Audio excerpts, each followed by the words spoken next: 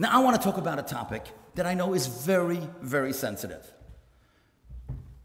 I'm not even going to apologize that I'm bringing it up because 3 people told me, I even got calls. It's why I think the first time, I think in all my years of speaking, that people called and said, please don't speak about it. So that's, of course, the reason I'm going to speak about it.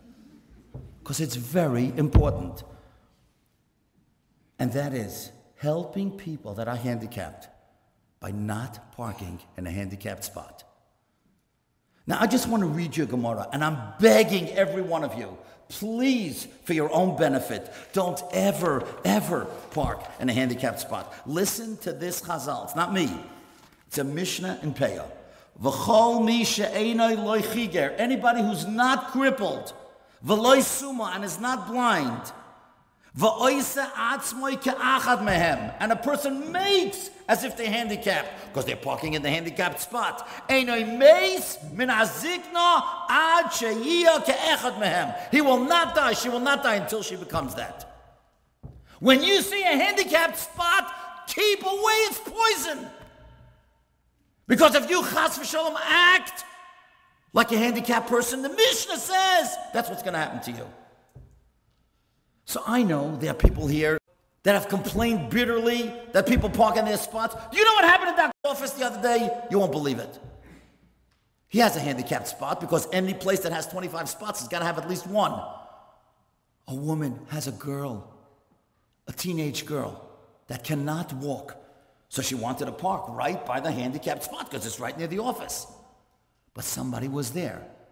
But her daughter had to go to the doctor. So this poor woman had to carry and schlep like a sack of potatoes. That's what she said. I had to carry my daughter and drag her across that whole parking lot because somebody was in the handicapped spot.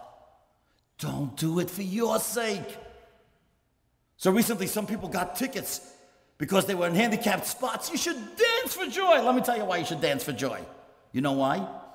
Rabbi Marcus, who was the Rav in Staten Island, once told me a great story.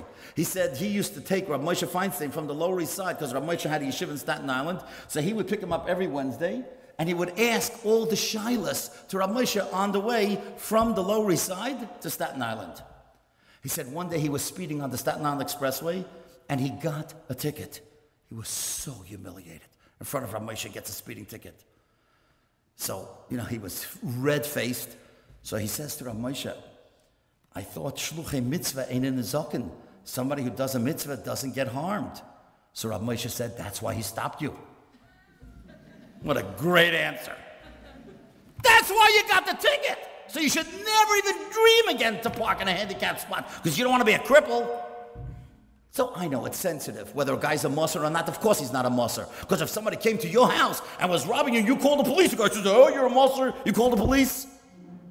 Don't even think of parking there. The guy's handicapped. Anybody who's handicapped, keep away from it. Not because I'm telling you, because the Heilige Mishnah is telling you. And anybody who got a ticket, dance that you got a ticket because you'll never do it again. So I don't want to show you all these pictures of how in front of Yiddish stores they piled up the snow in a parking spot of handicapped. Come on, is that fair? Chas v'shalom, if your child was handicapped, or if you were, you wouldn't want to have to deal with this.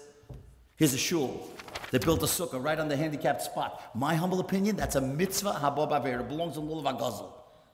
You know what Rabbi Chaim Kanievsky said? A guy who comes to shul, I saw the letter, a guy who comes to shul and he parked in a handicapped spot, it's a mitzvah haba b'avera. Every word that he does is getting another avera. Isn't that nice? So many averas in one day? It's crazy.